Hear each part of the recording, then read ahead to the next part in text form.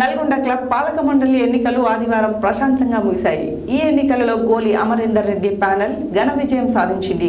మొత్తం 592 ఓట్లు ఉండగా 515 ఓట్లు పోలయ్యాయి. దీంతో 87% పోలింగ్ నమోదైంది. అనంతరం జరిగిన ఓట్ల కౌంటింగ్లో గోలి అమరేందర్ రెడ్డి ప్యానెల్ ఘన విజయం సాధించారు. అనంతరం వారు మాట్లాడారు.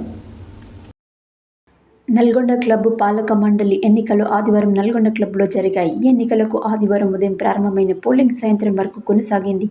మొత్తం 592 ఓట్లు ఉండగా 515 ఓట్లు పోలయ్యాయి.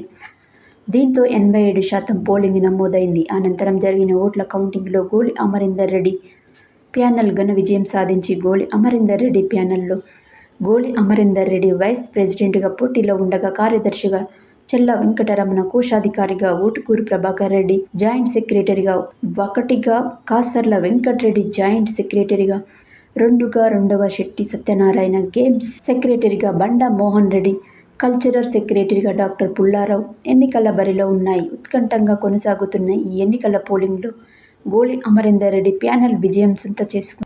జిల్లా కోఆపరేటివ్ అధికారి ఎన్నికలకు ఎన్నికల అధికారిగా వ్యవహరించారు. గోలి అమరేందర్ రెడ్డి ప్యానెల్ గెలుపొందడం పట్ల పలువురు సంతోషం వ్యక్తం చేస్తూ సంబరాలు చేసుకున్నారు.